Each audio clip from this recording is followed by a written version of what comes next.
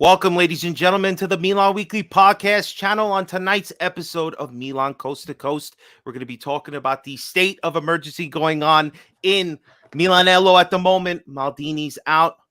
Cardinal is back and doing crazy stuff. We have a whole list of Milan here to talk about, a panel of Milan. It's going to be a great show. Me and Gio, you know how we do it. It's crazy, man. It's the 2022-2023 season finale of Milan Coast to Coast, baby. Andiamo, ragazzi! Let's go!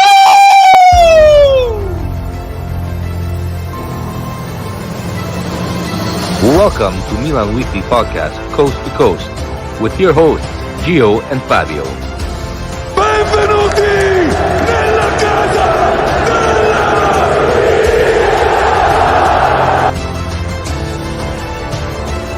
Giro in area, si gira, sinistro, rete, gol capolavoro di Olivier Giroud. Mignon with another magical save. Hernandez, coast to coast, del numero 19. Leao carica il mancino. Eccolo qua, Rafa Leao. Il Milan è campione d'Italia.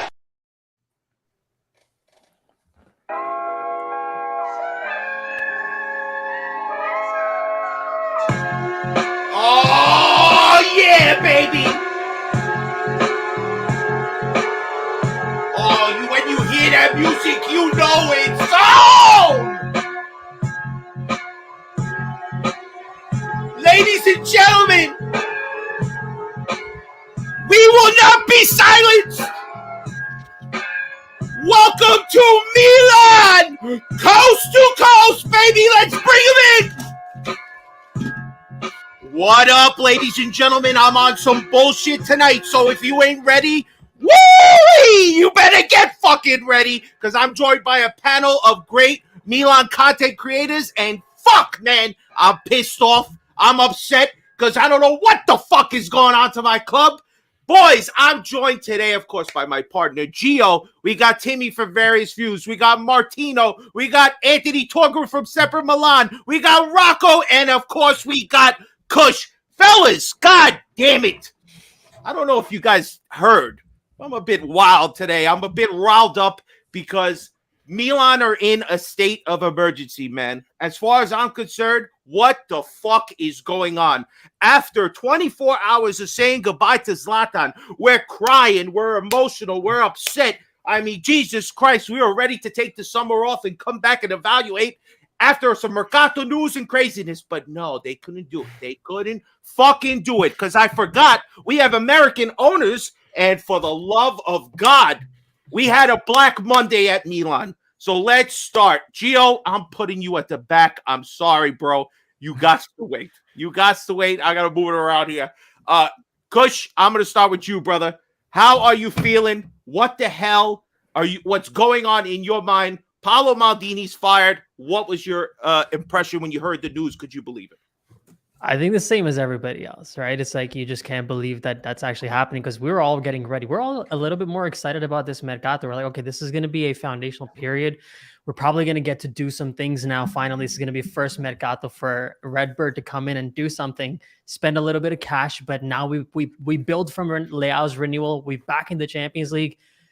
Man, nobody expected that. The part that pisses me off the most is that Cardinal knew the whole time that he's going to do that. He's like watching everybody celebrate Ibra's farewell. We didn't even know we're actually paying farewell to Paolo Maldini more than Ibrahimovic. So heartbroken, just like everybody else. Yeah, you know what? I feel it, man. Timmy, when you heard the news, what was your first impression, man? I'm just numb, honestly. That's all it is for me. It's just numb, honestly. I don't know what to think. I'm just waiting for a lot of stuff to come out, to hear what Maldini had to say, and hopefully, yeah. I don't know what to think, to be honest. Yeah, well, there's a lot of reports going on out there. We finally got some news, which we're going to talk about a little bit later. But Martino, man, you woke up Monday morning. probably hungover after Zlatan's goodbye. And what was your impression when you heard this, man? Could you believe it? Nah, too old to keep drinking on Sundays. Nah, Hungover from emotion, bro. Hungover from emotion. Put it this way. I had a tweet that I retweeted from January, and it wasn't a sacking tweet. It was about a resignation regarding Maldini. There's just a lot of parallels to draw from Pelotta's time at Roma, where it's kind of an absentee owner. He's not really coming out to Italy as much. The team is just kind of in this weird transitional phase with ownership. The focal point of discussions is a new stadium, and the club's greatest icon is running the club, basically. Well, Totti wasn't doing the same role that Maldini was doing. I wasn't really that shocked that he left. I was shocked that he was sacked. Because I think, regardless, even if you don't want to move on together, you have to give someone like that a chance to resign. It's just a bad look PR-wise. Everything PR-wise with this has just been a disaster. The fact that it got leaked the way it did is one thing, but the fact that it takes forever for a response to get out there, the statement it wasn't enough. It's not good enough. They had a whole send-off for Zlatan and what he did. What Maldini did is almost as equally as important, especially with the revival of what the club has been over the past couple of years. And he's one of the main reasons that a lot of these players, including Zlatan, joined in the first place. So just to have that just on the website and the only place that you could access it, no social media posts, wherever it might be, Twitter or something like that. It's just a short statement. Presidente posted it as well. And he was just talking about how sad it was. Honestly, that's the thing. It just comes across as a tone deaf, you don't understand what you're buying type. Yeah, I understand. Certain things. I think that's been kind of his MO, right? It seems like Cardinale really doesn't know. He even mentioned it that he only kind of found out about Milan 2-3 years ago, which is a little worrisome, being that you're the head of the ship at this point. So it's baffling, man. It was definitely baffling. Torgrud, you guys put out a podcast really early in the morning, so I know it was kind of like kind of picked up right after you. So when you heard that, man, how did you feel? Yeah, that episode aged like milk. I mean, we were talking about how we were going to be the only top team in Serie A with stability into the summer. I hit publish on that. 30 seconds later, the shitstorm began, and I was like, we should delete it. Like, there's nothing to do here. I mean, Martino does our clips for it, and he even was like, is there a point to this? So we're like, I was gonna do something on Zlatan. I was like, oh, what a special moment and all, and then it's like, no one wants to hear that. Yeah, even if it's like a nice video, they're just going to shit on it because of what happened. And exactly. Like, all right. Yeah, we had mentioned that we were going to do a bonus episode right after about Zlatan. Well, we haven't done a bonus episode. We haven't done anything because we're still like, do we even bother? Do we talk about Maldini? Obviously, that's the bigger news now. And, never thought you'd overshadow Zlatan's retirement, but yet here we are. And look, Jerry was in the stadium for Zlatan's farewell. There wasn't a dry eye in the stadium. There wasn't a dry eye in my living room. Jerry saw that. He saw what Zlatan means to the club. Maldini means twice as much, if not more. So to go about 100%. This the way he did, that's where I have the issue. I might be in the minority here and say I don't have an issue with Maldini leaving. I don't even have an issue with Maldini being fired. I do think he had a bad summer window, and ultimately that's the only one Jerry was around for. So that's what he's got to go off of. And, you could toss blame around however you want, and I agree with every way to look at it. But to sack him a day after the season ended, to do it with nothing on social media. Still, as of right now, they haven't made a tweet, an Instagram post, anything like that. They put out the communication official on the website, but it didn't. Every official communication, go look at it. They all say official communication Leao or Morante, whoever it is. This one just said press communication. They want it very low profile because they know this is ruffling feathers. They don't want anyone to see it. They don't want anyone to react. They have to see the shitstorm that's going on now. And yeah, it's a bad look for them. I think they backed themselves into a corner with this upcoming summer. And, it's really do or die for them now because they said we could do it better. And now they have to prove it. That's a good question. And we're going to ask that question a little bit later about who's the people that supposedly are going to be a part of this particular, organizational group that they have going at the moment. So, Rocco, man, you're usually really good with putting a good spin on it, telling us something positive. So Monday morning, what were you thinking when you heard this news? I wasn't surprised, to be honest, at all. I think that this issue needs to be broken down into 4 pieces. One piece is the press, one piece is the market, one piece is the responsibility or accountability, and the other one is really the vision of the team. Maldini did something that should never be done. He went in front of the press to criticize the management. These are discussions that make the team look weak, unorganized, with opposite visions. This is something you do behind closed doors. I think this was the final drop that made the glass drop all the water. This is something, no matter if you are Maldini or Jesus, you don't do that. So I do think that this is why he was fired the way he was fired.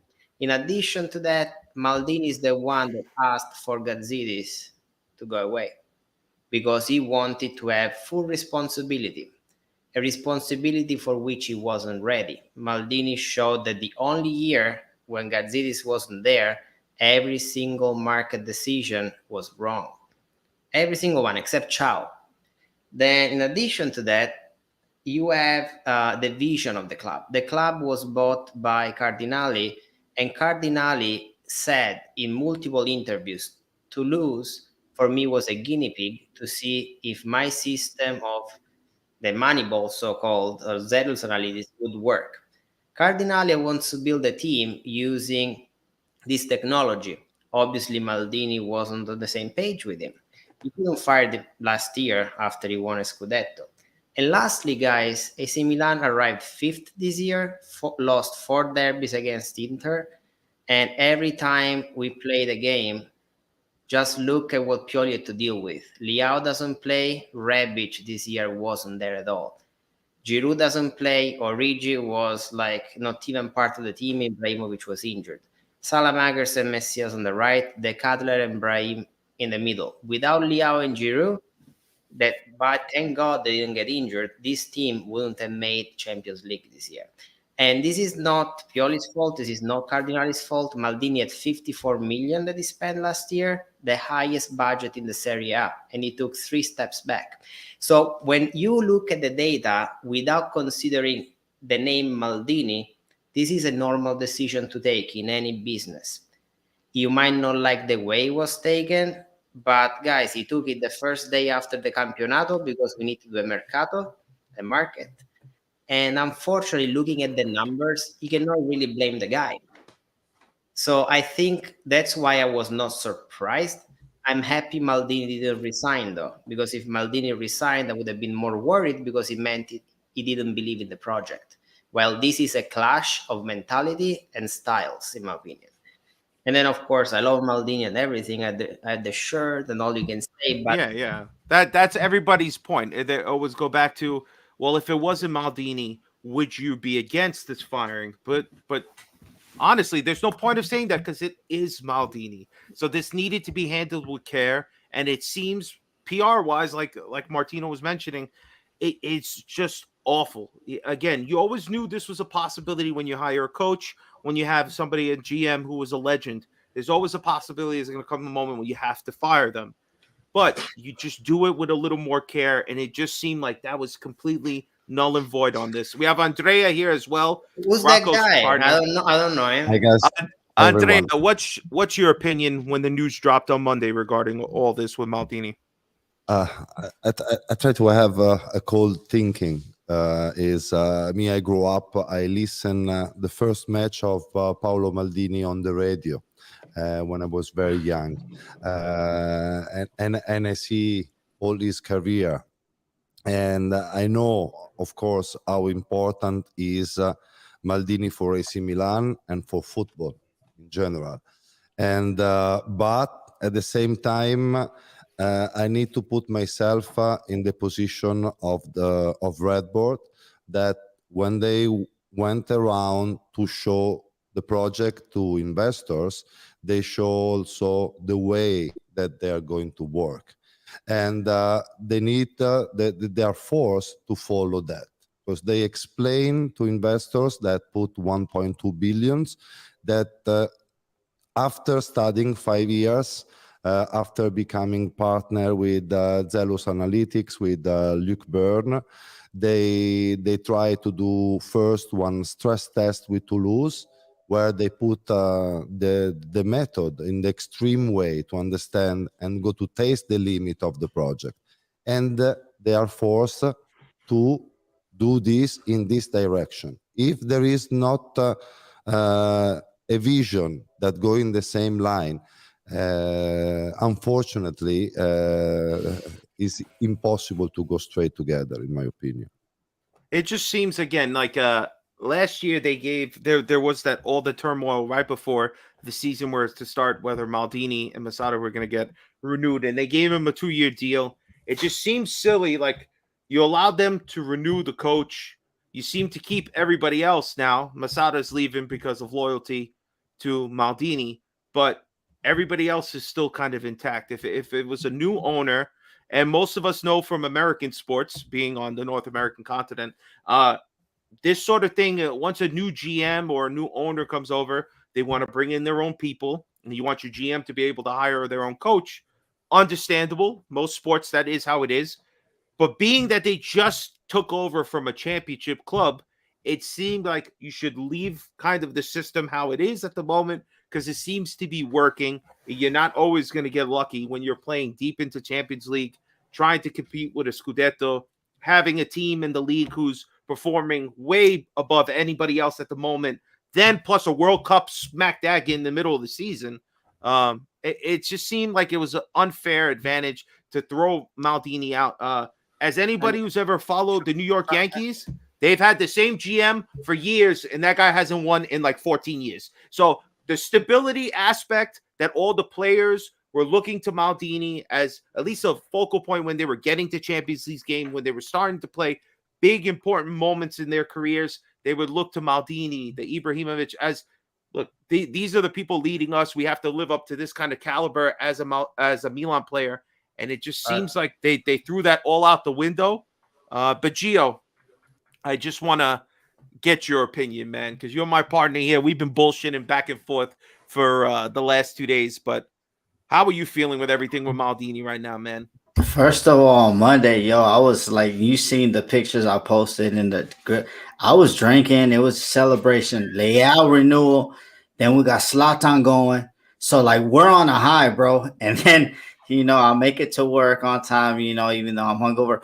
But bro, and then the news breaks, bro. So it's like they suck the life out of me. What I don't like to be, I don't know if you guys like to be look like clowns, but 2 years in a row, we look like clowns. And that's not, the club is on the up. We're going up. Whether they say Juve this, Juve this, I promise you that if Juve first didn't get stripped of those points, we would not be BSing and resting versus Cremonese and Empoli, because we know that Juve is in the race. So if anybody want to put the what if we didn't make it, I would understand that. So me, I'm just disappointed. It's like, and then I know we're gonna go next to Furlani. Furlani just copyrighted what Maldini was saying. He did plagiarism. So your degree from college should be revoked, bro. It should be stripped, because the same thing Maldini was saying now is cool because you want to be Jerry's dog. And Jerry said, the only thing that I hate about Jerry is he said, I want to make Milan the Yankees. Well, I don't see the Yankees doing a lot of circus like this. Or am I right? Are we doing circus stuff? They might not be winning, but they not doing circus stuff like that. Winning is not winning anything. It's kind of pretty circus stuff, in my opinion. Guys, can I ask you a question? Yeah, of course. You guys know Oliver Kahn, right? Yes. Yeah. He was fired after winning a title because they didn't manage the club right. And what about the Kaiser after trouble? And has it ever happened to you in your life to get fired, right? Sometimes you get fired because you didn't do nothing wrong, just layoffs. Sometimes you get fired because you do a bad job. Sometimes they change management, they modify things, right? This is how life is. I do not want to be part of a team where just because your name is more known than mine, me with the skills doesn't get the opportunity simply because there is nepotism. We need to look at it as a fresh start, as an opportunity where talent could emerge. Maybe the ways it was done wasn't right, but just because Maldini was a great player doesn't mean he could be a great manager, or just yet, maybe, you know? So we need to look at the bright side as well, because as of now, Maldini didn't show in 4 years a lot of ability. But go ahead, Martino. I think he did. I think he had one of the worst situations in all of the sport, and he turned it around. And it's a very difficult thing to do. And if you go off of one bad window, off of the budget that he had, and also if we would have sacked him after his first window that he had, by the way, with Leonardo, then we wouldn't have gotten to the point that we are at right now. Because he invested and we went with all of his players and we trusted that process. But Martino, you mentioned a window with Leonardo, right? A window by himself, and he did 2 transfer markets, right? But who was next to him during those 2 transfer markets? Ricky Masada. No, Ivan Gazidis. Okay. That's that guy was giving Maldini the opportunity to learn and grow as a manager, because Maldini is a soccer player. He stopped being into soccer for 9 years. That means that he was used to the Berlusconi era. Right? I get that, but how does one poor window justify a sacking? Because then we're saying if there's a poor window this season, God forbid again, then what's going to happen? No, but that goes back to the first point, right? I think we don't know all the details of what went on, right? I think part of the way he talked to the press is a big... No, of course, you're right. The same thing as Boban did. That's why he lost his job, because he just opened his mouth. I mean, I'll tell you one thing.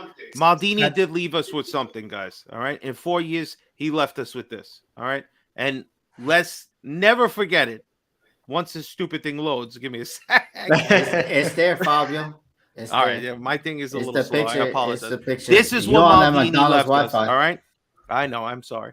But this is what Maldini left us, man. Again, coming off a Scudetto year, 1 championship, literally 1 year removed. You'd think we would have kept things in order a little bit, but clearly there's a lot going on. So let's get to the next part, man. Let me get this down.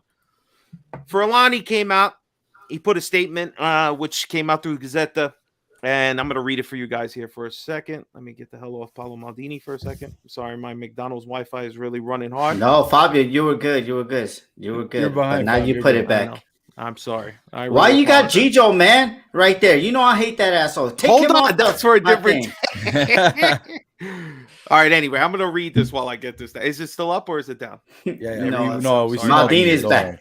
Maldini's back. Thank you. Thank you. All right. Let me get to the next one. All right. So Giorgio Fulani, this was his comment that he put out today. The first thing I'd like to say is thank you, Paolo and Ricky, and express my gratitude to all the Milan employees for their years of contributions at the club. Hold on. There's Paolo again. Let me get him out of here.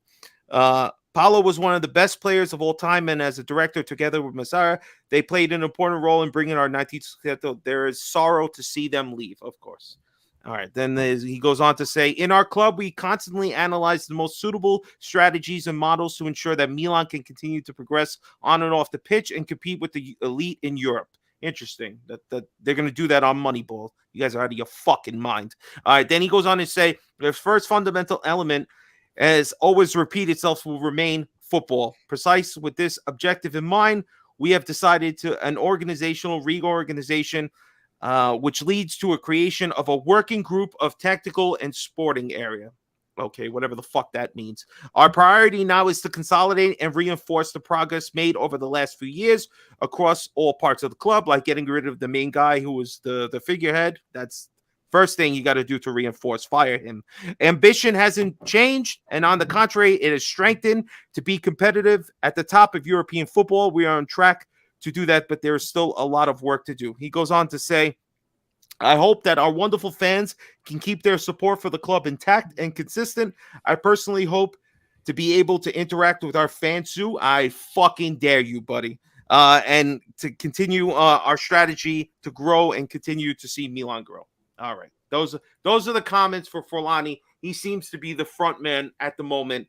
There's news that Makata is not going to be just a scout per se. now he's going to have more of a chance to be a leading member of the front office. Now, again, I don't know much about Moncada. I know he's been the scout, but is he going to be able to go out there and close the deal with players, close the deal with agents, and make moves the way Milan needs? And that's really the question. So, Kush, I kind of swing it to you. If these two and possibly Pioli now mixed with Cardinale is the mind trust that they're going with to move the club forward, do you feel confident in this particular 2, 3, 4 guys being together, coming up with our future now that Maldini's gone?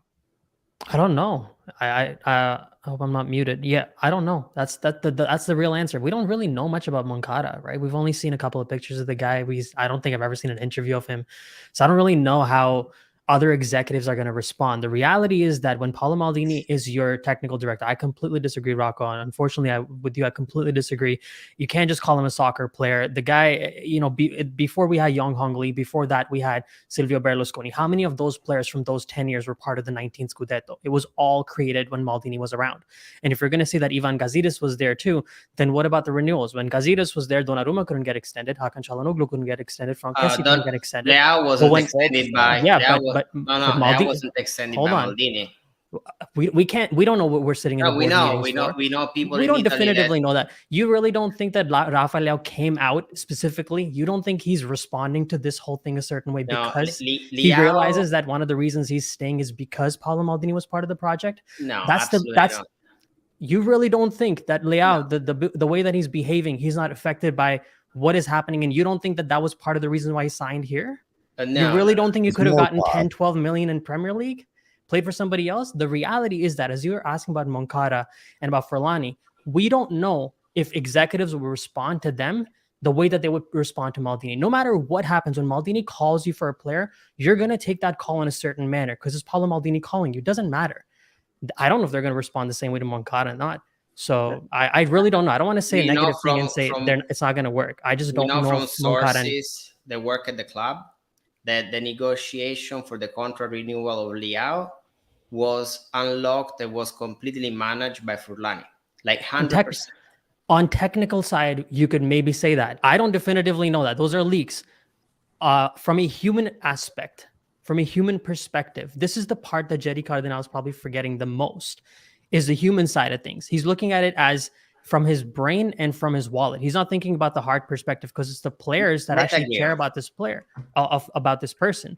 I have no doubt in my mind that one of the reasons why Leao renewed is because he bought into the project that Maldini was selling to him, not some Forlani guy he hadn't heard of till 3 months ago. I think part of the project, guys, these guys, if they're playing in Milan for Maldini, then we got the problem, right? Because they should play in Milan because it's Milan. If they play in Milan for Maldini, we got a very big problem at our hand. Or Leao, I'm quite sure that the negotiation was quite more deep than that. I feel Leao was explained, first of all, that they're going to build a team around him, that he's paid well in Milan. And in addition to that, they're going to support the development of the player because he has seen also what has happened to players that left Milan too early. Look at Donnarumma, look at Kessie.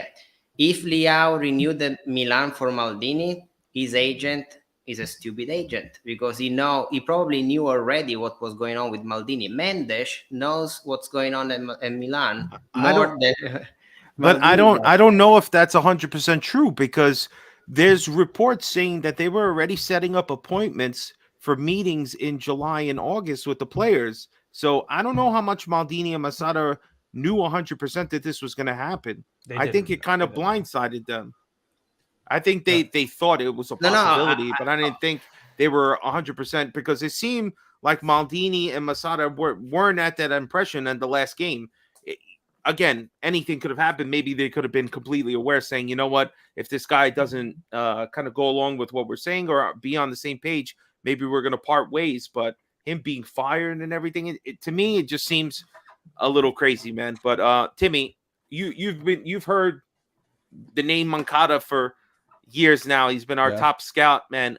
Do you have confidence that him and again, Forlani, what was Forlani's position prior to taking the CEO spot? He was a part of the company. Plagiarism at college because he used Nah, Maldini's he was words. working That's what it under. was. He was working Portfolio underneath manager Elliott. of Elliott. Okay. Yeah. So he's Yeah. not a completely unknown. He did say he was a lifelong Milanista. So it's like super important for him to be the CEO of the club. But it seems him and Moncada are going to be the guys at the forefront of what happens here on going forward. So Timmy, what's your opinion, man, of Moncada? Is Moncada not the guy that's found us all our players that we love to cheer for? So that's my opinion of him. He's the one that's the forefront of saying you need to go look at this guy, bring him in, sign the paperwork, right? I saw something in the comment I just had to touch up on about Maldini having one bad transfer season and 4 great one or 3 great ones.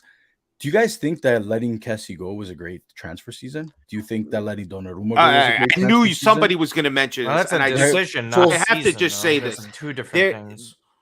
Kessie, Donnarumma, Hakan, all these players leaving, guys. This is not something that's only a part of Milan, what's going on. Plenty of players are losing. Plenty of teams are losing their best players to free transfers. Players, what are you going to force them to go somewhere they don't want to go? It just doesn't happen like that. But reverse it vice versa, right? So this, in that same sense, right, is that as much as it did good, he wasn't good enough. So we're saying Maldini wasn't good enough to force the hand of the other guys, but he was good enough to force the hand of Leao? The players that he signed, yes. No, he didn't but sign those players. If at all, what I would say it would be a fair point is that he didn't replace those. He didn't replace Çalhanoğlu, didn't replace Kessie with the right player for the team. Because 100%. That you can say, but Kessie, he wanted to go, Donnarumma, he wanted to go. Leao, he wanted to stay. All these players thought the pasture, the grass was greener on the other side, and most of them have not seen better days. But honestly, listen, I just want to kind of focus on the guys who are here, because that's one of the things that I'm going to touch upon in a second. Having players leave on a free, and again, it drives me crazy because you cannot force a player. This is, a lot of times you have to bargain with them to get them to buy to where they're going to go, where you can get the most money out of them. It really is difficult. And this particular time, they're waiting, they're riding out and willing to cash in on a free to go wherever it is they want. We see this in North American sports all the time. So now it's finally getting to the point that all the soccer players, the football players, they're all doing this now. But all right, so let me get to you, Martino, man. If this is our brain trust going forward, do you feel comfortable? Do you think there's a possibility that they can win us over if we get to the point where we start making some smart? Sure. I think everybody deserves a fresh start. I think everybody does. Listen, the amount of quality players that Moncada has an eye for is undoubtedly good. And also at the same time, Furlani is a typical CEO in the sense of he knows how to handle people. He knows how to discuss things. He had experience in the past trying to seal transfers with players to this club. So it's not like he is completely inexperienced. I do think a third person within the two of these guys would help out because Moncada is inexperienced in some of these areas. And Furlani has never run a football club before. And this is one of the biggest in the world. So you're obviously going to need help in some capacity there. But I think they just deserve the benefit of the doubt because we do that with almost everybody. If we're going to give Fasobelli that same benefit of the doubt, despite the fact that they were bad at Inter, if we give it to Leonardo, who stabbed us in the back prior to, we got to give it to these guys. And again, I even if you don't agree or disagree with this Maldini sacking, you have to back Milan. I agree with what Rocco was saying. Like the only thing that matters at this point is this club. And this is a far better position than they were years ago, by the way. Everybody who wants to be doom and gloom about this, like when other players were leaving and we were in a terrible situation, we're still turning good money over. We just made a Champions League semifinal.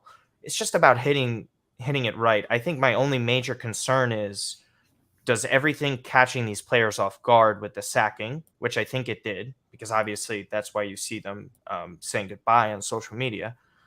I just hope that my only major concern for this summer is if these players try and force their way out.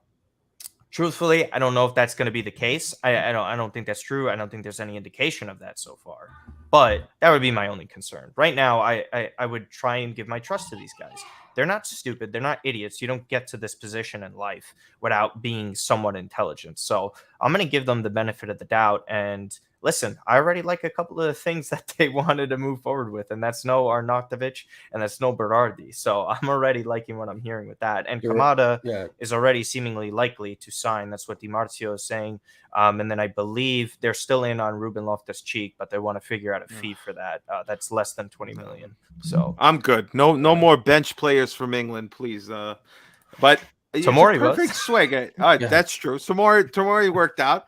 But it's a perfect segue. You mentioned possibly players revolting, and I'm going to bring up this picture here. I'm going to kick it to you, Torgud. Do you think that if Leao feels like, he was kind of hoodwinked there, maybe he wasn't under the impression that Maldini was going to be leaving and the project that he was signing up for was going to remain as he believed it was. And possibly, you've seen a lot of cryptic things. Obviously, everybody, there's Tonali, Mike Mignon, so many players putting up stuff about Maldini as a goodbye. But do you think it's possible people start forcing their hand out of the club?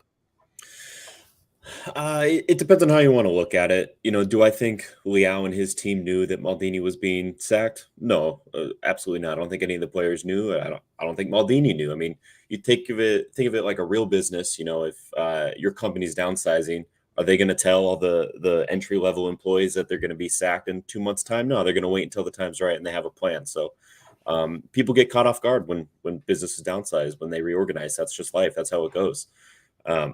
I do want to go back to Moncada and Frullani real quick. Of course. Frullani's a fantastic guy. If you go to the media section at San Siro, he comes down and greets everyone individually in the media section. He always says, hello, how are you doing? Asks if you need anything. He's not going to get you anything, but, he just checks in on you. It's an empty gesture. Yeah, exactly. But it's nice, and it makes you smile. And, I like the guy, and I've never seen him do any work because of that. So, I think he's great. Everyone knows Moncada and what he's found, so he's fantastic as well. I'm actually all on board with them, and I think they're a fantastic leadership group. I have higher hopes for them than I did with Maldini. To Martino's point, these guys don't get here unless they have some level of experience. You could argue Maldini is the only person to ever get there without that level of experience. I mean, he got it mostly off name value, really. And he negotiated his last contract as a player, so he does know some things. And, sure, but sporting director, technical director, I mean, he was there on name value. Let's be honest. But going back to the player revolt, I just want to get that bit out there. Sorry. I don't think anyone's going to force their hands. Leao just renewed. Tonali, he's never going to leave. He's a Milanista. Like we all say, no one's bigger than the club. You can't be saying that and then all of a sudden turn around and say, Maldini is Milan. You can't get rid of him. You can't have your cake and eat it too. It's one or the other. Yeah, so absolutely. I don't think the players are going to leave the club based on that. The only one that's a bit worrying might be Mignon. His tweet was a bit more abrasive, with the question mark over the I in Milan and the little eyes. And remember, we were going to start renewal talks. We haven't done that yet. Everyone else just locked in on a big money contract recently. So they're, big money for Milan standards, but they're locked in. They're here for a few more seasons. What Mike did, he put out the bat signal. He said, hey guys, I'm a little disgruntled here and I'm on a low contract. You could get me. Chelsea's about to offload two of their goalkeepers. They spend money like nothing. So I think Mike might be someone to worry about just because of the way it's all turned out, but give him a few days to sleep on it and probably not. Isn't not interesting that Mike, his particular offer from Chelsea seems to be the report is that was the kind of the way he didn't bring it up to the ownership about possibly selling Mike, how Maldini supposedly just killed it immediately. Didn't matter how much they were offering, which I think was 60 million from Chelsea, but he immediately said no. That seemed to ruffle feathers. That's some of the stuff I had seen. So I don't know if that was 100% true, but yeah, again, a goalkeeper is one of those things. And yes, Mike is, if not the best in the world, one of the best. But again, I'm more scared that if Leao turns around and doesn't want to stay with the club and says, you know what, again, they're all professionals. So if they decide, you know what, because you did this to one guy, fuck you guys, I'm not coming back, that's unprofessional. And these guys are here to make their money. They're not going to ruin the bag just for Maldini. You would have to believe that. But the mentality of it is just puts everybody on alert. if they're willing to do this to a legend, and guys, for us Americans in this particular conversation, Americans look like we're arrogant. Unfortunately, that's how the rest of the world views us. And who's to say that the rest of everybody around, especially the players who put in the hard work every day, don't look at their ownership and say, you know what? You don't even know about our fucking club. You know nothing about it. And you basically sack somebody who we all admire at the club. And maybe it's the talking to CBS that ruffled way too many feathers for Cardinale.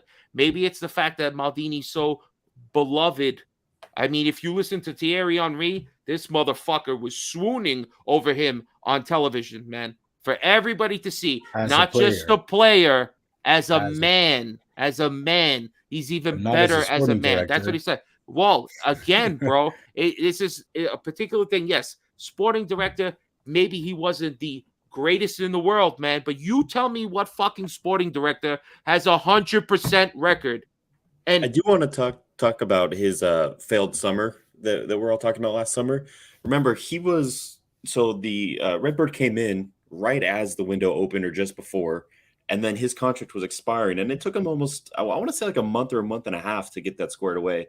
So he didn't really get much of that summer window to operate. Now, I do think the moves he made were wrong, and I'll be the first to admit that I bought a CDK jersey, and that was the biggest mistake of my life. So, I get it. Things happen. But then the January window, we spent $500,000 on a third choice goalkeeper taking up a non-EU spot. Like, that one's a little unforgivable to not even have an appearance, So I do think he's made mistakes that have to be recognized. We have to say, I think we're also being a little bit unreasonable with Paolo Maldini, because I think because his name is Maldini, we're also being a little bit tougher in a different sense. If it was some other random person, if Furlani came in and he was handling the team, he brought in a full core of 7-8 players, signed them to long-term extensions, won a title in the process, and was there for only 3 years after going through a shitty period for 8 years, I think we'd be looking at that person as a pretty good sporting director.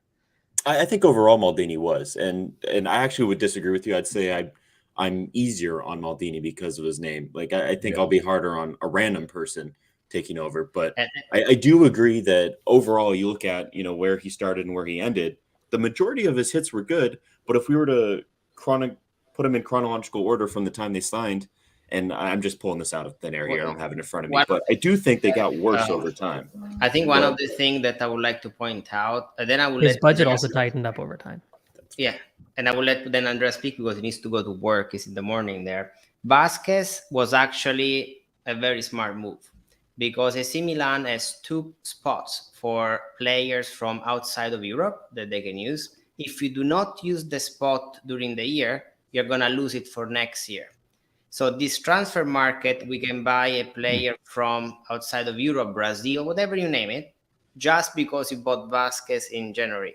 I did not know that. Good point. Yeah, as long as you give him away. And if you give him away abroad, you have 1 more spot next year because you can replace the one from the year before. That's why they did that move. So does that year count fiscal year, like just the season window, or 23? Season year. Okay, gotcha. That's good to know. I didn't know that. So that's why I retract that point then. Can I just go back about the pictures and stuff? So if Maldini left on the good, people would still be posting "Thank you, Maldini" pictures, right? So I think we're looking at that like too much. Well, no, I was referencing more of the ones of like Leao's emoji. Fact, to your point about and then Leao, the other ones. If Leao wants to walk away from the club and say, you know what, sell me, I'm also not opposed to that either. Because at the end of the day, every other player that we turned around and we said, oh, you want this, you want that, you're asking for so much. Oh, there's no player bigger than Milan, right? Now we're looking at this guy and saying, before when it was Gigio, we loved him. He was great. We didn't want him to leave. The minute we got into it, he said he didn't want to stay.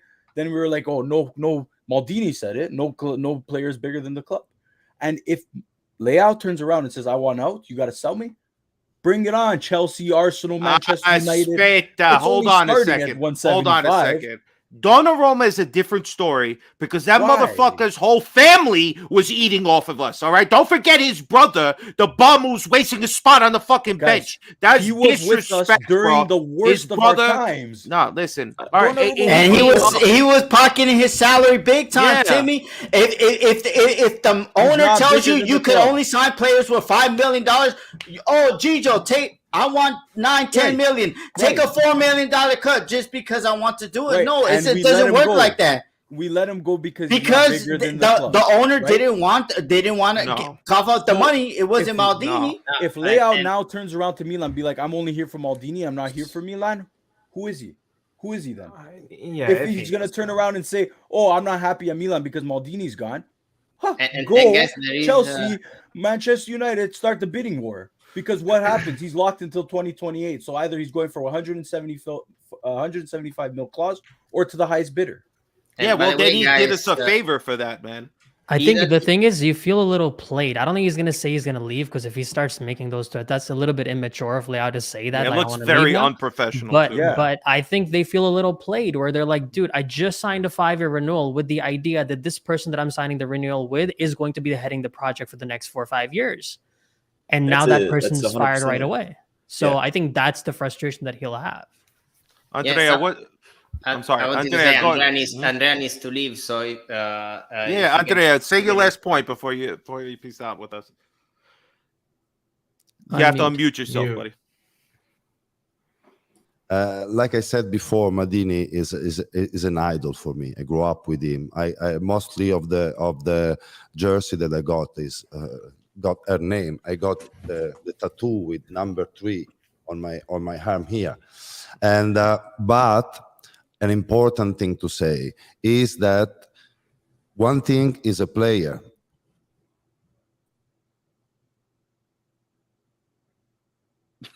We're gonna wait for that one cliffhanger. Dave left us with a cliffhanger. That one thing, man. Yeah, I don't know if you guys ever seen City Slickers with that one thing. He'll get you. You're back, Andrea. Okay, sorry. What's that one thing? Connection. No, I was saying one thing is a player, and another one is stay nearby players. But we need to remember that we should not make bigger what he did like a manager. The first option for him was Gianpaolo, and is a choice that is unacceptable for AC Milan. At least he addressed it immediately. Knowing when you were wrong and making the necessary choice is a sign of intelligence instead of sticking it out and making things worse and worse. He realized it and got rid of him. I tell you one thing, Gianpaolo is a man that I have people that work in Milanello that are friends of mine. And they told me that one time he got the press conference ready and everyone was looking for Gianpaolo around Milanello. And finally they found him laid down with a cigar on the grass. And they say, Mister, we got the press conference. And he answers something like, you understand? Once you take a man like that maybe is super skillful, like for the tactical stuff. But this one cannot be a choice for AC Milan. Another thing that you cannot do is pay more than 20 million in half year for Higuain and pay 40 million for Caldara. These are things that was stopped by Gazidis. But Gazidis say, no, this is not the way to go through. And other things that I know from people that work inside AC Milan and things that are come out from insiders that we got is that the line was to Pioli to say Branch and Adli are players that come from the line of the property. This is not my line. They should not have to play. This is something that an owner cannot accept. You understand what I mean? So I have my heart splitted because I'm talking about my idol. I grew up with him, but these are things that cannot be managed like that. In a second division, in a third division, in Serie A, it cannot happen that you're not going to replace a player like Kessie. That was crucial in the spine of the team. You cannot think that you take off something like so much important like him even like for the personality, and you replace him with a 21 striker and put him and develop a project the tactical project to put him in the central attacking midfielder. It's difficult to protect that. You understand what I mean? Once you go to create, to analyze the work of the manager, this is something that is impossible to forget. You understand? This is, I try to put myself in the property. This is something that you cannot do in third division in Italy. You cannot think that you are not going to replace Kessie. No, definitely. That was he has moments of players he didn't replace, but just the season before he addressed losing Donnarumma. Donnarumma didn't want to kind of make a contract. He said, "All right." Well, before Donnarumma even realized what was happening, he already had Mike coming through the door. Do you know why AC Milan is sbagliando? There is an interview in Italy that came out. Milan played against Lille. Pioli went to his goalkeeper coach and said, "Write down the name of this guy and tell the property he's a good keeper." That's when Milan started following Maignan. So, and I'm not saying Maldini did everything wrong, right? But if you guys look at what happened this year, the defense suffers so much having a guy that is 5'2", 5'3" in a position where he cannot play, and that's not fault of Pioli, because the alternative was the Cadelar or Krunic. There is a lot to say, but as Andrea said, that's why one of the reasons we always discuss these things in Italy is you need to also make sure that the basics are done right in a team. If you look at Kamada, I'm sure Martino's all over his stats on SofaScore. Take the average. I don't like SofaScore at all. Yeah, I hate those apps. Sorry. Just had to clarify that. I think they're stupid. Just take the average position of Çalhanoğlu, and take the average position of Brahim Diaz, take the average position of Kamada, and you will see that Brahim Diaz plays on the right and the left, leaving a hole in the middle. Kamada and Çalhanoğlu are mirrors of each other. They're literally exactly the same player with different characteristics, like in terms of shooting or whatever. But that is a purchase that makes sense for the style of play that AC Milan has. The Cadelar, he always plays on the wings. He's not gonna get used in 1 year to play in the middle, or closer to goal too. Exactly. It's if we can say that, imagine somebody that works and makes 3.5 million a year doing this job, right? And that's where I think one of the issues was, Guys, I think this combines something that was mentioned in Fruani's statement. I take the opportunity to say bye and thank you, Andrea, for joining us, brother. It's a big pleasure. I'll talk to you soon. Bye, everyone. Thank you very much. Later. And this morning, Andrea lost a plane because he got stuck talking to us on Twitter Spaces. Those Twitter Spaces, man, they'll get you. Anthony, go ahead. What were you saying, man? In Fruani's statement, he mentioned the combination of the sporting and technical area. Yeah. And that's something that Martino kind of mentioned as well, saying that he thinks Moncada and Fruani will be great, but he would like to see a third person. Well, that third person is Pioli. He's the first team manager, as Andrea mentioned. Adely's not getting game time because he wasn't someone that he wanted or deemed was necessary for his project. Now we're combining what the manager wants and asks for with the people who are signing the players. So in that sense, this was the right move, 100%. It's what you should have been doing from the beginning. I think there's a lot of small points that kind of shows you both right. That kind of shows you if that was the case. They weren't communicating all together. Maldini and Masada want particular players. Makata's saying, look at this guy. This is the guy we should go for. And then Pioli has no say in it whatsoever. So now they're changing that. I mean, that's a little worrisome. But we're saying that Pioli's that third person. But if Milan finishes one position out of top 4, is he even staying at the club? Probably not. Probably not. How come he can't? I never wanted him to be renewed in October. Well, I think he would be the third person in the combination of sporting and technical. But if he's removed, whoever comes in slots in and says, "Okay, now we're building my team." And every time you replace a manager, It's a rebuilding process. Yeah, everybody's screaming at Pioli out. I made that example. If the management is the one hiring your workers and you're the manager of the store and your store is not performing, whose fault is that? Is the people that hired the guy, or is the person that's managing the store? Over time, though, right? You can't just go based on one season. If you put the whole backup squad in there and you don't put a reasonable manager who knows what the hell they're doing on the field. At the end of the day, what brings us more money, though? The Champions League or the Serie A? And if this is we want a bigger budget. If you don't do good in Serie A, there is no fucking Champions League. It's not one without the other. In a guys. spot, It's and most likely people knew that Juve was going to get deducted points, which would have saved us, which it did. Okay, and we proceeded. Okay, in Champions League to the semis. Okay, like.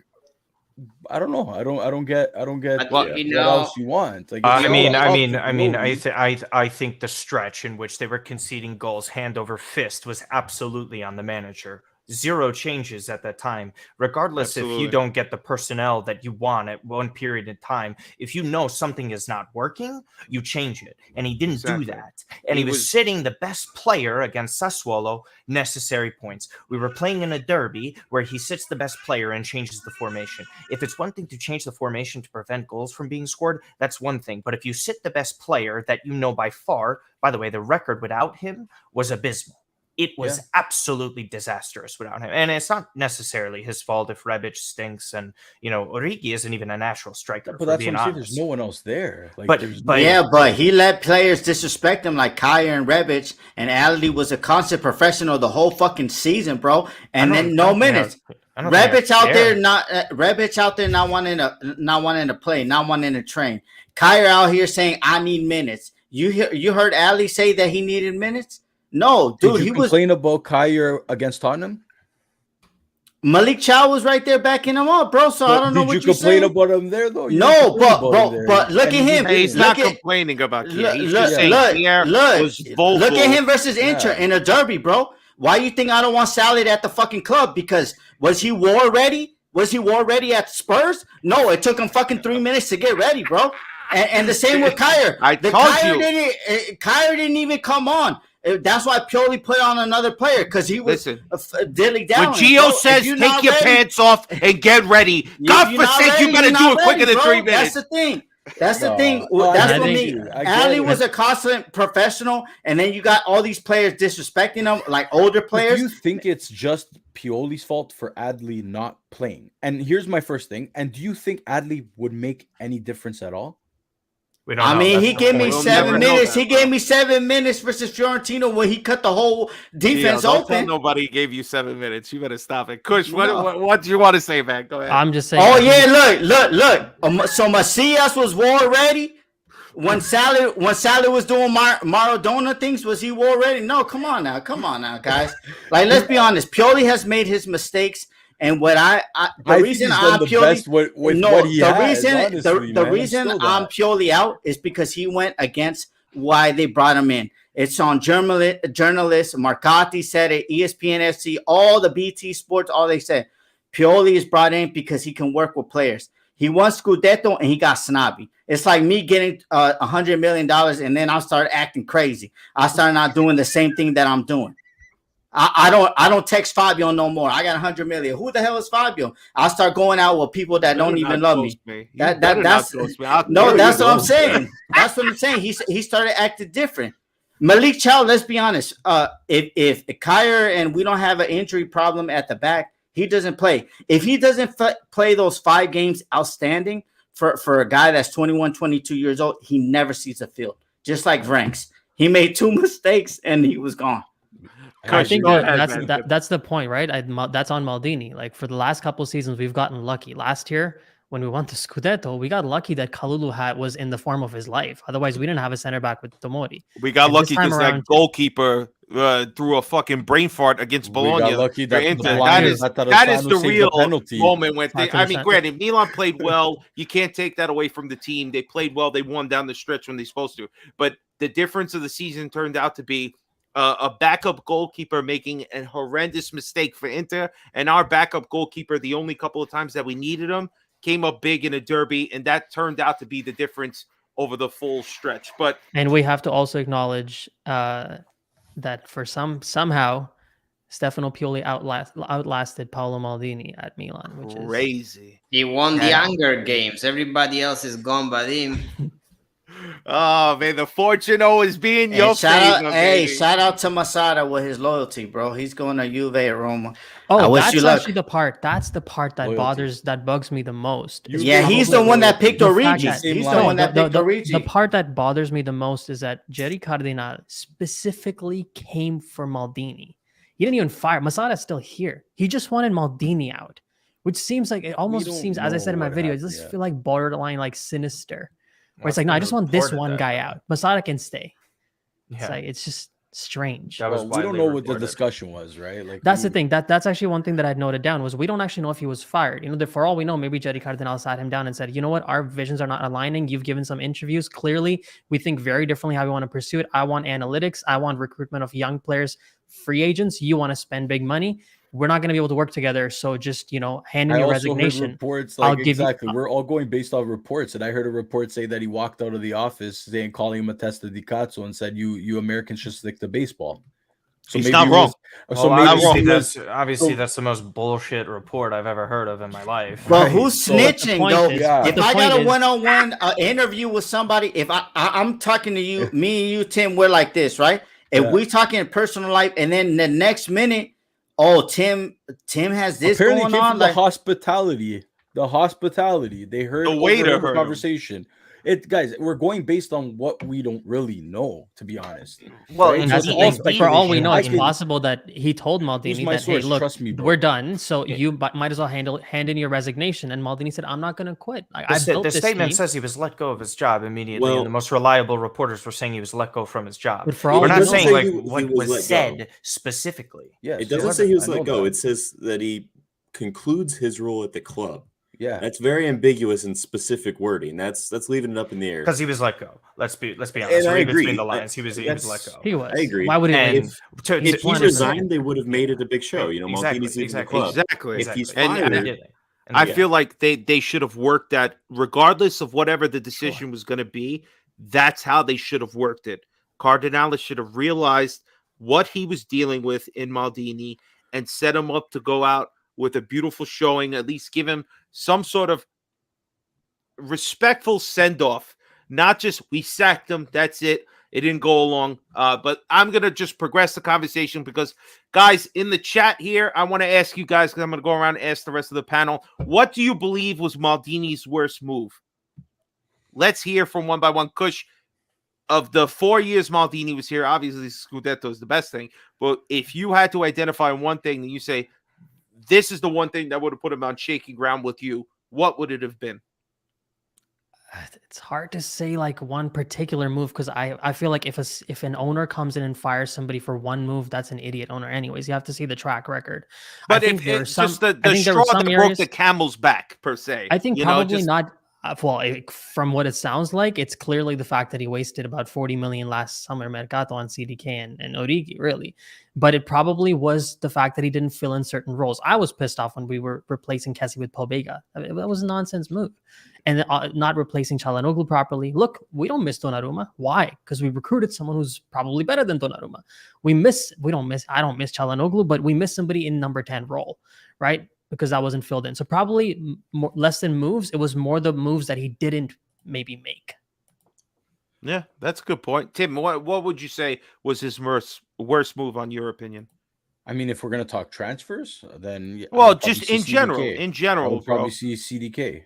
Or signing Macias at 7.5 million, right, over the 3 years. So there's a couple different ones that, in my opinion, are bad. But I mean, coming out publicly and saying things that he shouldn't have, probably got his job in jeopardy. That's probably his biggest move. And that was probably. I gotta tell you, I like that, man. The balls to do that, I like it. I dig it. Yeah, no, it's great. But now, what are you doing without a job, right? So I mean, like, it's great that he has a lot of millions. What he's gonna do? So let me hanging out with a beach. If you were working if you were working at McDonald's and you had the balls to fucking go up to your manager and say certain things and it got you fired, would you really have the balls? Well, listen, we're not talking about Serginho Dest right now, all right? Whatever he does at McDonald's is his business. Yeah. We don't. For us, it doesn't matter. Martino, if one particular thing that you'd say, if it was up to you, this is the move that really made you scratch your head, say, Maldini, what the fuck were you thinking with this one?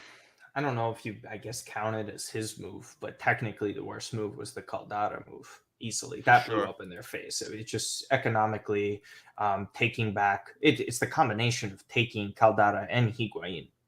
Like I think it was Rocco or Andrea mentioned it. The amount of money given to Higuain was disgusting.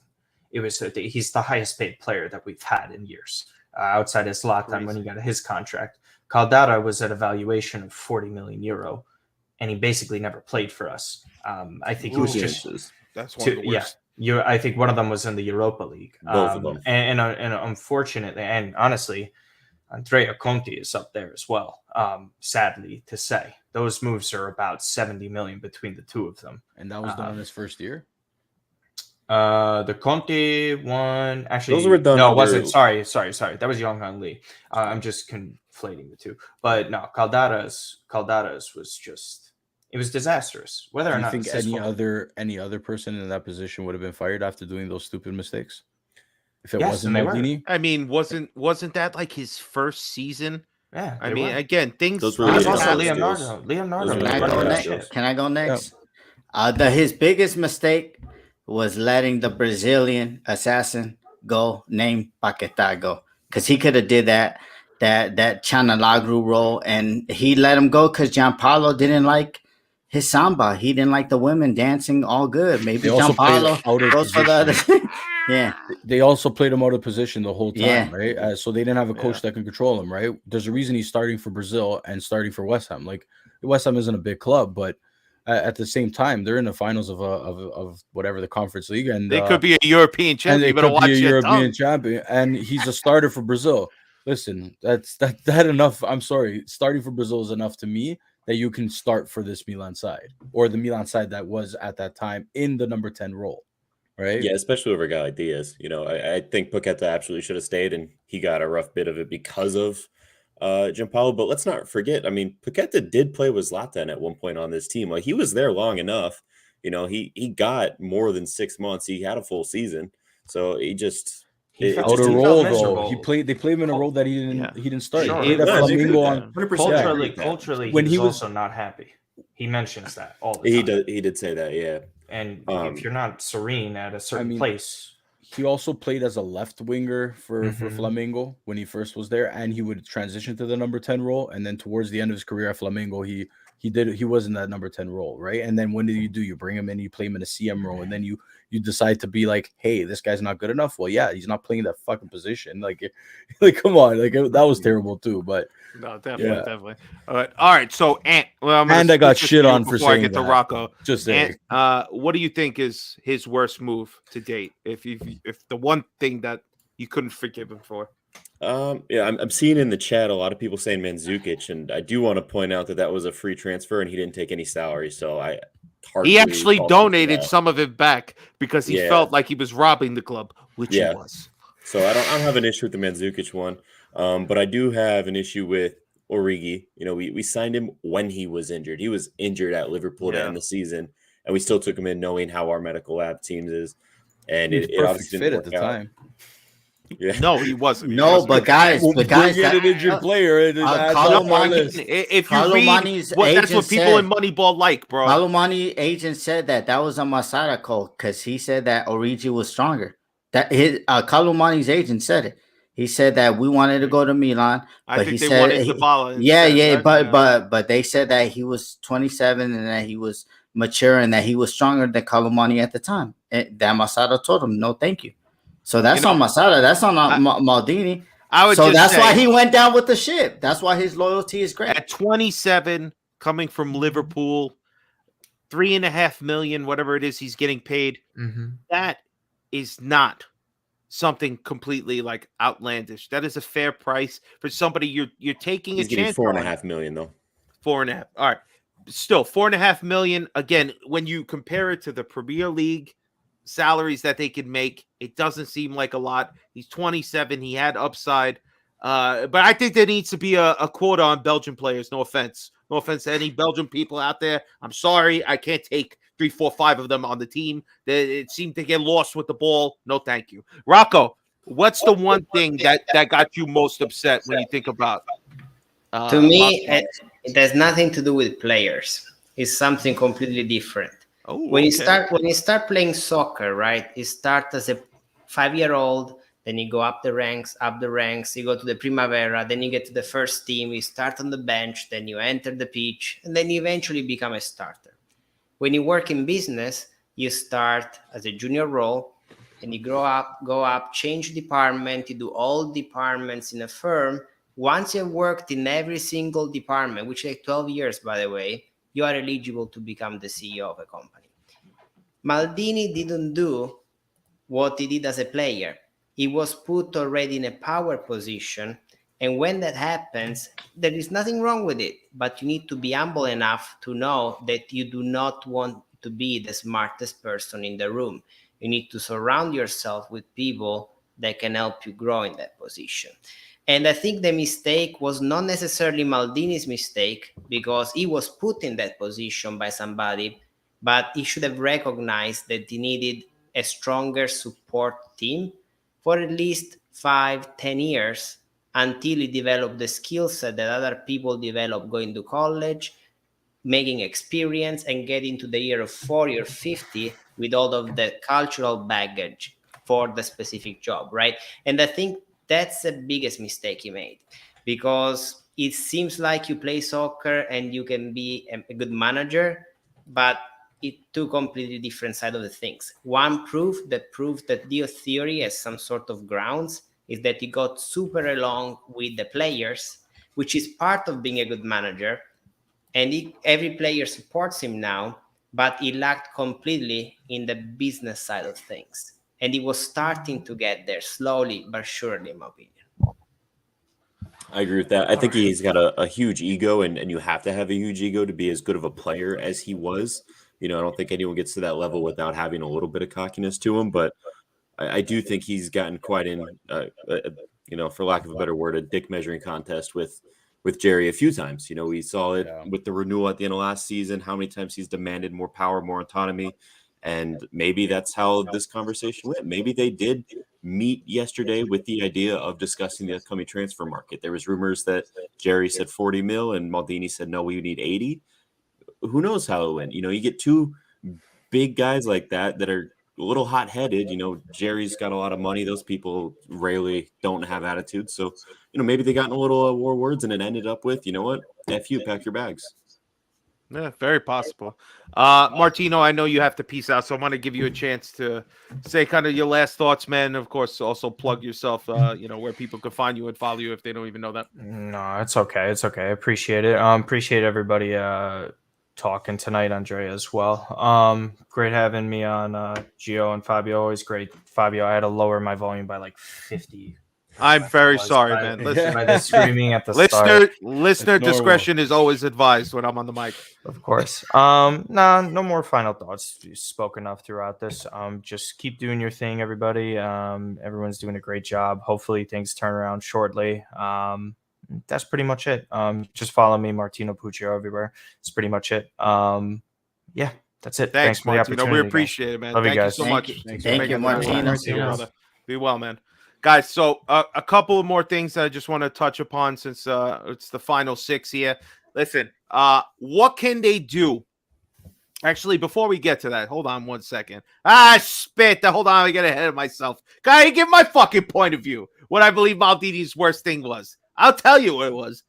That fucking bucket hat wearing model son of a bitch who wasted 2 terms on Milan. Local for Bakayoko. That's what was going on. Gio's favorite player. I mean, that was one of the worst things. Why would we bring him back? What a waste. There's a couple of people I just want to mention here because a lot of people in the chat. Caldera, it might be the top because I've seen that a lot. CDK, we only got 1 year in the bag. We still have to see. Hector saying renewing Pioli. All right. I mean, I thought we all were behind that being the fact that he just won a Scudetto. But Serginho Dest came up. Clint said being a Milan legend, I don't know how that could be his fault. Marty McFly, baby. Marty McFly's in the chat. He said no right-wing enforcements. I know Stevie P agrees with that one. I have to interrupt you. Dino made an important point here. If Maldini didn't have experience, what experience does Moncada have to become the director now? Well, Moncada, I don't know if he's the director yet. Whatever it is, if he becomes one of a fusion of a role of what Maldini was doing, negotiating contracts, talking to all these executives from all these top clubs, why is he getting that role now? So I He's a think scout. At least Moncada- Maldini had 1,000 appearances. He could scout talent. He's a scout for pretty big clubs. He's also in charge of scouting Bernardo Silva and Mbappe. I mean, he's a scout. He's a really good scout. Is he going to be a sporting director? Probably, we don't know, right? I don't think he is going to be the sporting director. Yeah, I think he's still going to maintain the scout Whatever role. executive he becomes beyond a scout. I don't think he's going to keep doing what he's doing. The thing is that I don't think they're going to ask of him to be the person who comes in front of the microphone. And again, that's one thing that really upsets me. And again, maybe it's because I'm a North American and we expect the coach or the owner to come in front of a fucking microphone and tell us what the hell's going on with the club. Instead, we get this bullshit through back channels and leaking to newspapers that nobody buys anymore. This is where we get the information. For the love of God, why can we not at least get somebody in front of a camera? I do it every week. I don't know why you can't do it. You get paid a hell of a lot more than I do. But by the way, Moncada, guys, just to sum up one thing, I just went on his LinkedIn. He has 6 years as a football analyst. Then you checked his LinkedIn? Oh, shit. Then he has 6 years as a video, another 6 years as a video analyst at Monaco, 3 years in Monaco as a scouting director, and 5 years in Milan as a chief scout. The next step is to become a sporting director. His career is 16 years, not 2 years. And he's done it successfully. Like we want to be promoted at our jobs. Those guys want to be promoted at their jobs, in my opinion. I agree. Yeah, so Maldini owned a club in Miami. So well, he was an owner. He took a step down from being an owner to becoming a sporting director. Right? The club in Miami is not doing very well, man. It's the second immaterial. I'm saying the experience. It's not like all his moves in Monaco were perfect. No, we can. I'm just saying we can't just say that. They were pretty good. They were pretty good at Monaco.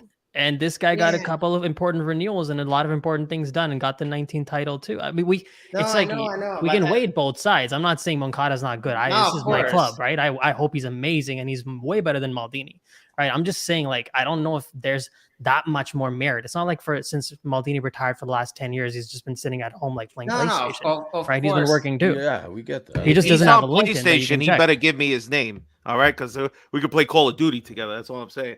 Listen, I know who our new sporting director is, guys. He's right here. He's coming down from the north. The Night King is our new sporting director. He's bringing everybody back from the dead. That's why we're bringing Mandzukic back. We're bringing everybody back. But Facebook Frank, if you don't know Facebook Frank, get in the know, all right? Facebook Frank saying chasing Renato Sanchez, who didn't want Milan over Enzo Fernandez, is probably one of the things that he's most pissed off about regarding Maldini's tenure. I know. That was all Maldini. That's rough. On the Enzo That's Fernandez. a rough one. I'll give him that one. But all right, guys. So let's get to the last piece here. It's what can they do in August to win you over? So I'm going to go one more time around, Kush. What do you need to see come August to get you on board with everything that's going on and be able to swallow this like a pill that we unfortunately all have to do? The reality is I'm still on board at the end of the day. It's my club. So no, even whoever comes in, I'm good with them. I'm going to have to put some trust in them. What they can do, probably fill in the holes that we have. That's really what it is. We need certain players in certain roles. Central attacking midfielder. We need a center back. We need a right winger. We need a young striker. There's a lot of roles to fill in. And if they can do it competently, I don't care if Maldini does it or my uncle does it, right? It's immaterial to me. Yeah, very true. As long as we fill spots, buy us a right wing, get us a young striker if possible, get us another dynamic midfielder to replace Benacer, at least for the first half of the season. Timmy, what do you want? If you had to identify one spot, if they go out there and they do it, will you be happy come August?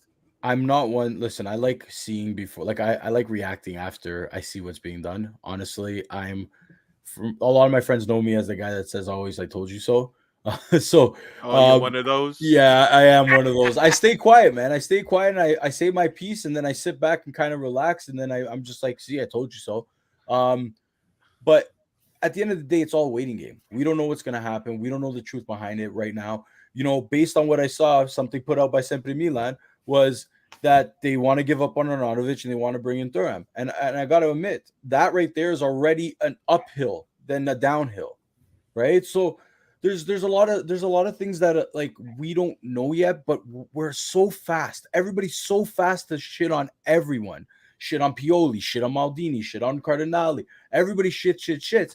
But then everybody forgets the shit we had to go through. And I'm sorry to say, you know what? I'm going to call a spade here. And I'm going to say that there was a lot of followers for Milan when we won that Scudetto. But where were they during the banter years?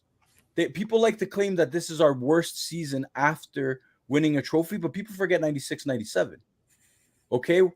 So the thing is that why are you so quick to jump to this is the worst thing that can happen without knowing the result yet, right? Let it play out, see how it goes, right? Like Cardinale goes out, who buys us? Who has 1.2? Name me a $1.2 billion Milan. Yeah, did they want us? And if they really wanted us, why didn't they cough up the money? They didn't want Elliott making money after they progressed and made their own stadium. You're gonna want that. You're gonna want to sell your company, and then, you're gonna want to buy a company and gonna be like, okay, if you make $2 billion, I'm gonna need $1 billion of that. That's what they do on Dragons. Then that's what they do on Shark Tank. It's called Invest Corp for a reason. It's the way businesses are run. Yeah, but he wanted to take credit for the stadium, for making champions. Come on, bro. And 1.2 billion, 1.2 billion, but you don't own the stadium. Bro, that's a loss. They businessmen. They're not gonna take that. I don't even own the stadium, and then I'm gonna pay you more. So they're not gonna do that. I wouldn't do that. Prefer to stay with if Elliott didn't sell to Cardinale, right? And InvestCorp was like, God, you would have preferred to stay with Elliott, knowing that he's just there to flip it for a thing. Like that's I don't know. We're jumping. He was gonna flip it. He was gonna flip it regardless. He just flipped it to one of his contacts in the list. My biggest that's what he did. Everybody's quick to point fingers, but nobody has a resolution.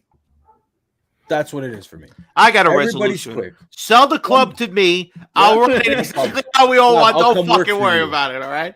I think it is important to point that out, though. Like, everybody's obviously emotional because everybody loves Maldini for obvious reasons, but we're content creators. Jerry Cardinale is the only guy who's out of money on this club. He's the only one who's actually put his money where his mouth is. So he obviously wants it to do better than what it is right now. He obviously doesn't want to jeopardize and lower his investment. He obviously wants to increase it. So it's just a difference in plan. And obviously it's going to take us some time to get on board, but we need to see results of what happens. And for all you know, his focus on analytics and recruitment and finding young players, maybe it works. And to be quite honest, this is one thing I'll say. If it works, it's probably a much better long-term system in football, because spending 200 million on every mercato is not something that clubs all around can do. But a lot of clubs can emulate the concept of recruiting better, signing free agents, and growing as a club and becoming better. That's something that everybody can do. Absolutely. So for all we know, maybe he has an alternate way. So as I said in the end of my video, he's either an absolute genius or he's a complete, and I just obviously bleeped it the heck out. Guys, and also one thing. Sorry, I wanted to. Actually, sorry, I didn't mean to cut you guys off. But we also do not. I don't hear a lot of people blaming the FIGC on this one as well. Okay, I do. You know me. I know.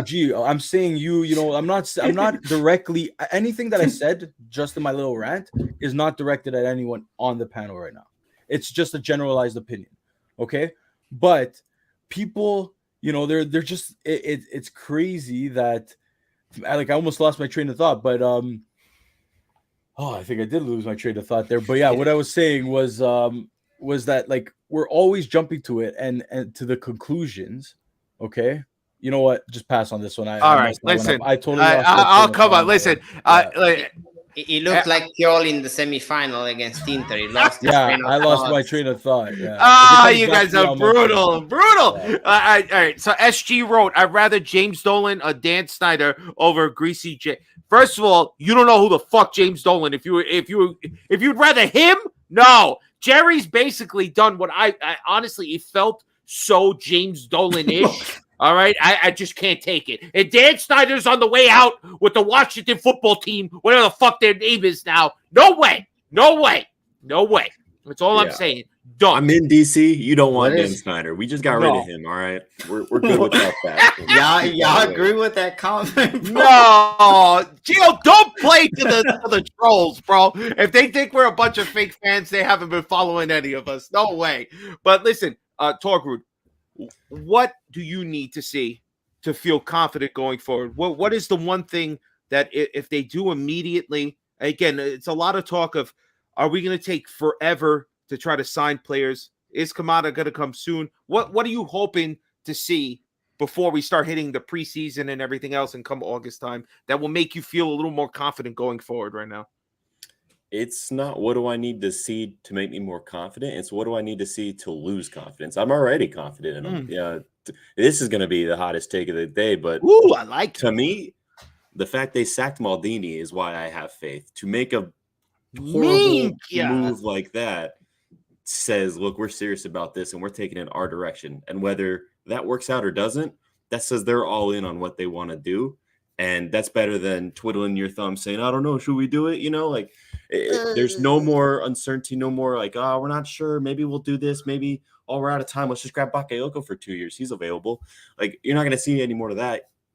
You're going to get exactly whatever the plan is. And, you know, you got to ride with it and hope for the best. So for me, it's, do they fail and lose my confidence? Once they're appointed, that's it. They got me. You know, I'm Milan till I die. You know, Timmy, you mentioned it's not even our worst Scudetto reign ever. No. You mentioned 96-97. I'm just going to one-up you. It was actually 94-95. We finished 11th after winning first in 93-94. So you guys are bringing up. Listen, I was watching Rugrats and Doug Funny. All right, don't be mentioning 93, 94, 95. Listen, all right. You let me know what you were watching on Nickelodeon. I'll be right there. Fans, Fabio, come on. Right? Listen, man. That's the only reason I brought it up. I was like, I'm a fake fan. At 8, 9 years old, don't expect me to know nothing. All right? Let's not be ridiculous. Let's go back to the season when we got relegated right afterward, like twice. But it's our worst season. Why? Because the worst season you've seen since the banter stopped. Yeah. And that's like literally goes back to what you're talking about, man. The people who weren't there for that, you know, they weren't. People are mad at how abrupt it was and how it was done. I think over Again, time we'll get around to it. It's just looks bad, man. He didn't even come down when Ibrahimovic was doing his farewell. He didn't even come down on the pitch. Come on, man. You're already here. You're in the city. It's like a legend of the team. That's what I'm saying. He's thinking from his head and from his wallet. He cannot forget the human connection with the players and with the fans. Like, how are you going to survive without those two groups? If they're not on your side and they have doubts about you, I can't see that being a good idea on a long-term basis. So I just hope he realizes that he cannot forget that human connection, because right now he just seemed like some guy who's hovering above everybody else and not actually connecting with the core groups. Real quick before we move on to Rocco, I'm being summoned to bed here. My girlfriend's saying I'm being too loud. I need to come to bed. It's almost 11, so I got to sign off. But final thought, Kush, you have the most incredible microphone ever. So send me the link to that on Twitter, because I got to get one. You sound fantastic. Done. It's a Joe Rogan mic, man. That's all you got to do. Sure, man. There you go. Thank you, Anthony. I really appreciate your time, man. Thank you for joining. I love your stuff on Flop Mob. Appreciate it. Later, Later, so the point, guys, the point that I got to and I forgot was about our transfer budget. And I think, Rocco, you mentioned this earlier, is our transfer budget at 50 million was the highest in Italy. We play in the Italian league. It's not FIFA where you sell 30 players for $1 million and plus or hundreds of millions of dollars, and then you can go and spend it like that, right? So that's the thing, is that people want us to spend, but we forget that Italy is not the Premier League. You know, that's a big thing, right? Like people know that. I mean, that's talking to Fabio. You talking to Fabio? Could he think we could spend 100 million? Listen, I'm gonna get back at Fabio because Fabio was cheering for CDK like it was his newborn child there. Okay, let's be real. All right. Listen, I'm not the only person on this particular channel or connected to this channel that was out there. Presidente thought he saw shades of Kaká. All right. Oh no, it was just the way he was. Listen, we all wanted CDK because he looked like he had a lot of talent. It seemed like he could be a player that really can take to the next level in Italy, and it's just not everybody's cut for it. They honestly are not, and we'll see what happens, because it already looks like maybe they're going to bail on him. We'll see what happens. But Rocco, what's the one thing that if you had to say you wanted to see them do to get you feeling like, all right, this is the right move. We're in the right direction. What would it be? Well, look, Kash said something very correct, which is we are AC Milan supporters, and if Milan goes to Serie B, I will still support the team, right? A lot of people wouldn't. If I need to look, though, at the last 12 months, there was one thing that always bothered me, which was I felt that AC Milan couldn't play on the same level with every team. That really bothered me. When there was the semi-final against Inter, I called Andrea. I was connected earlier, and I was like, Andrea, we cannot win against Inter. With the team we have now and the way we are playing, we have no game. I agree. I felt the same way. And that feeling is not a nice feeling to have, particularly when you play against a Cherby.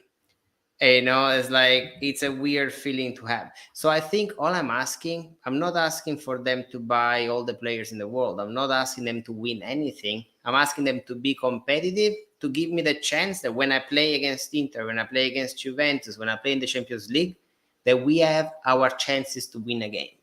And this year I felt that there have been games where that chance wasn't there.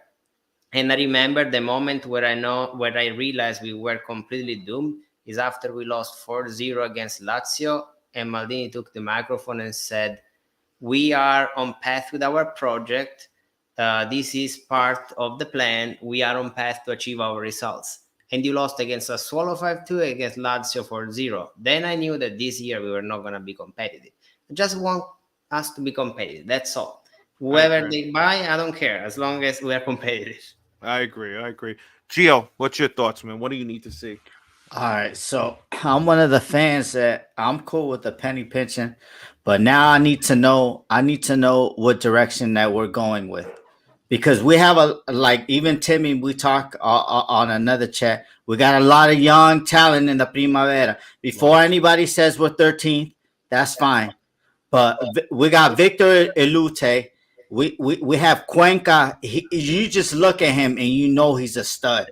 Gio, can I defend you, Gio? Yeah. AC Milan has made a very clear choice for the Primavera. We are playing with players that are 2 years younger than the other teams. Yeah. Because for the Champions League, the youth leagues, you need a younger team. So they decided to keep the whole Primavera 2 years younger. That's why we are 13th, because we are playing underage. To me, we got talent, and I just want to know what direction we're going in. I think with this whole Maldini thing, I didn't like how it was done. I didn't like the previous summer how things were done. We're just celebrating a Scudetto, and things are up in the air. That's what I don't like. And then just the disrespect. To me, I just want to know what's the plan is. Are we going to go with this youth project and sprinkle a little like free agents like Amara, maybe a Turam, stuff like that? I just need to know, okay, this is our plan. We're going to have to tell Pioli that he has to give the Primavera players a chance, because we got 3 top talents in the Primavera. We got Victor Luto, that Bundesliga teams want him. Premier League teams, they want him. A Brighton could say, hey, run down your contract. We'll get you in a year, and then in 3 years, a Victor Lute worth 80 million, like Calcedo is. So what they gonna do? Like, I went crazy yesterday. I said I wasn't gonna buy any of the merch, but you know what? but hey, you overreact. I was hungover. I was hungover. I was celebrating Zlatan. The tequila was flowing. But to me, I just want to know what direction are we going in. And to me, I like the youth team. I did a video on the youth team, for the UF. So I'm very connected to the youth team. I know we have to get better in Serie A. And to me, I just want us to know what direction. And we need to give those 3 top talents. A lot of people love Shaka Terror, but I don't. To me, he looks good. But Cuenca, Victor Lute, and also Bacone, who's 16, he's just coming off an injury. He looks very good. And shout out to Zeroli too. And to me, I just need to see us. If we're going with the youth, we're going to stick, and we're going to revolutionize Serie A. We're sticking with the youth, and we're going to build them up. Well, we got a lot going on, guys.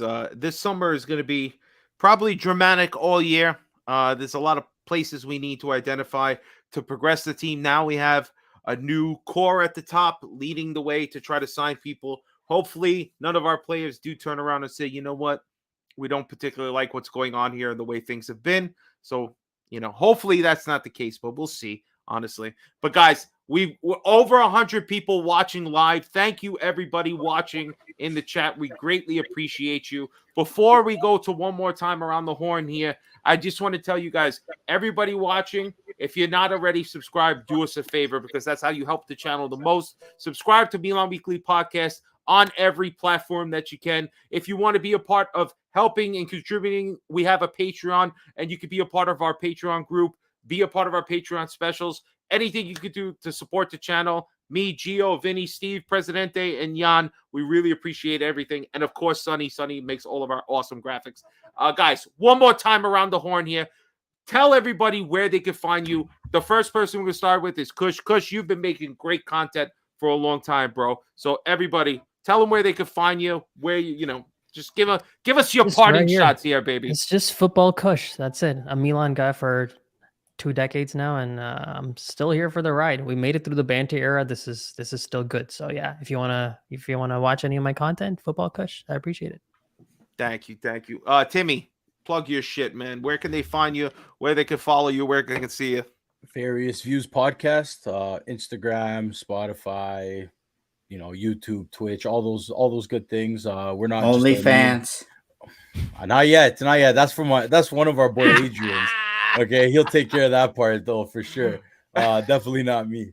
But yeah, we're not a Milan solely based. We do bring up some of the news going around. So there's a lot of different views on there, right? A lot of various views. Benfica fans, Arsenal fans, a lot of people joining from different leagues and stuff.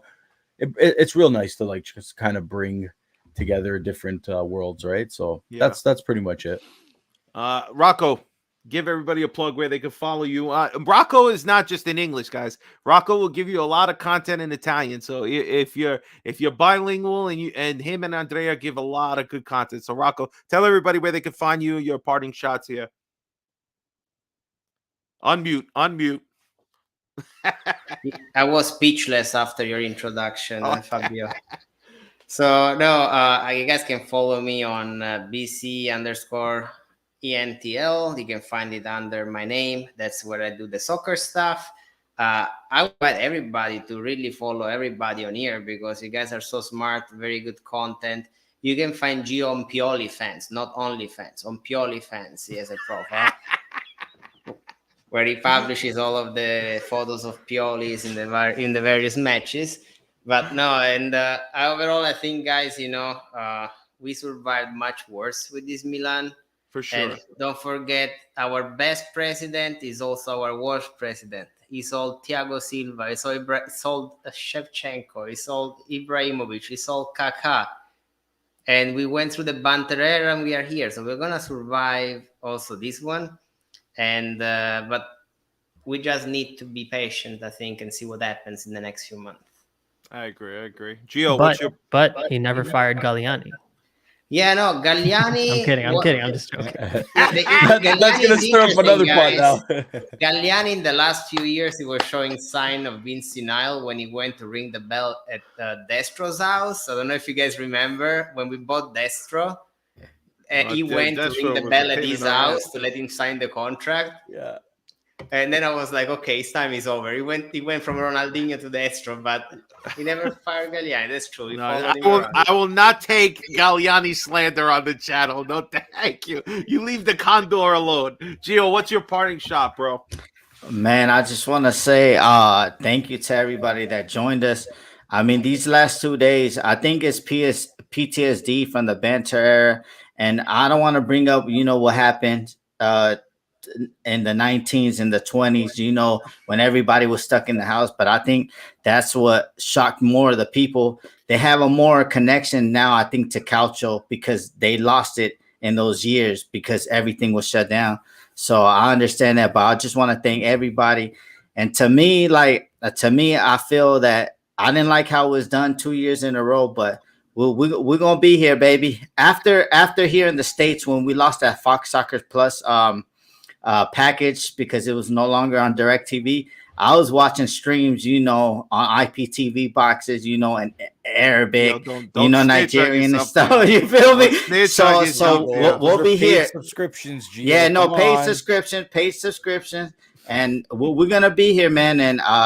And Rocco, I need you every pregame because you give me hope. Fabio knows it. You give me hope. For the Bologna game, as soon as we saw the lineups, you came in, you did your spiel, Rocco, and I was like, we're gonna win this. And we didn't get 2 penalties, but hey, we drew at least. That's not my fault, guys. No. Rocco's just trying to call it how he sees it. Guys, And by the way, last year it's true what you said, Fabio. That it was the mistake of Rado that make us win. But let's not forget. I think I count 12 points that they stole from us, including the one from Spezia. So last year was a bit weird what happened. it was. But in the end, like it kind of came down to our goalkeeper, our backup goalkeeper made a big play in a big game, while theirs, that make-up Bologna game, they were trying so hard not to get it to be played. And then when they play it, it has a catastrophe for them in it. And it basically is the difference of the season. But again, you got to play the games down the stretch. You have to win them. There were plenty of points. Hopefully, he plays on Saturday. Yeah. Hopefully, we'll plays on Saturday. I don't know about that. I don't know. It's gonna be nah. What's my name out there? But we'll see, guys. Me and Gio probably gonna do a little video later in the week as well after the Champions League final, which of course is Manchester City versus Inter Milan, which we're gonna obviously not be rooting for Inter, but not necessarily. Are you allowed to say Inter live? I did not know you could say that. Doesn't YouTube bans you or something? No. First of all, it's not that many Inter fans. The trolls come out. That's the one thing, man.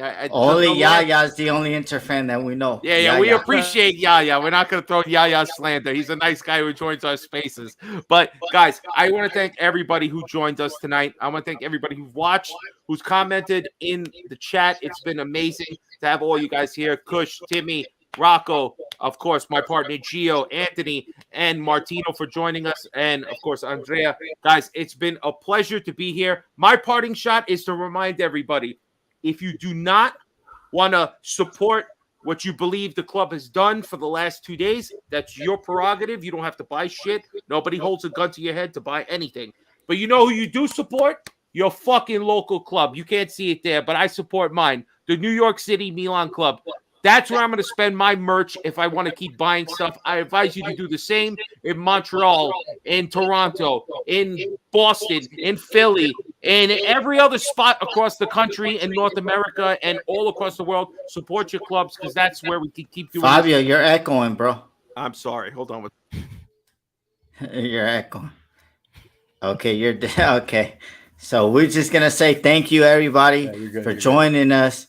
Timmy, I love you, bro. Toronto, Milan Club Toronto, check it out. Next year, we'll be I'm there. back. No more echo. And then Milan Club SoCal, if you want to come join me in the sun, and then Orlando got something over there for Lauderdale. Well, Mickey Mouse and Toontowns, they got something over there. They out there doing things. No, Mickey told me he was a Milanista when I was down there. Miami. You could go, Fort Lauderdale could go to Miami. It's the same thing. It's all about 20-30 minute drive. It's all right, baby. Find whatever your local club is, because that's the great thing. Because the one Timmy, thing you're Milan Club Toronto. Sorry, I interrupted you there, my friend. Of course. Yeah, I gotta join that. I've been thinking of joining it for a long time, but Toronto this time, native, man, next come season, in. I'd next love season to get onwards. together with you, man. Come on, done. Message okay, me. Let's do it. I'll bring you there. No problem. It's a See, great that turnout. is the point, guys. I'll introduce you to a guy that knows his stats. I call him my Milan encyclopedia. Frank, Facebook Frank. Yeah. Facebook Frank. I interviewed him once. I know that guy knows everything. Frank knows his stuff, man. He knows. But his guys, stuff. that's the point. All right, like I live on Long Island. And a lot of us live in other parts of the country, other parts of this particular continent, in other parts of the world. And sometimes we feel like we're alone when we're supporting this club. And, sometimes, especially in America, it can feel like nobody gives a shit about football. They care about American football. Nobody cares about the other. But to have a brotherhood and obviously sisterhood with the girls in there as well, everybody has a chance to voice your opinion and be heard and be together in this Milan family. So when they have these moments where it feels like, God damn it, I want to scream in the void. I can't believe what's going on with my favorite club. This is an avenue, and all of us provide that with all of the content we do, and that's what's great. And I wanted to bring everybody together because this is the great thing, man. This is the great thing about Calcio. It's the great thing. Fortunately, Italians are a little behind the ball when it comes to spreading the good word that this calcio can bring. It's getting better, at least on the American side. But for us as content creators ourselves and spreading the Milan love, obviously me and Gio, we're on separate sides of the country, but it's like we're brothers now. So, guys, I want to thank everybody for watching, everybody for being a part of this. No matter what, sempre Milan, all right? We are always here for our club. Ovunque e sempre. Forza Forza Milan, Milan, everybody. Good night, everybody. Peace out. Thank you for joining me.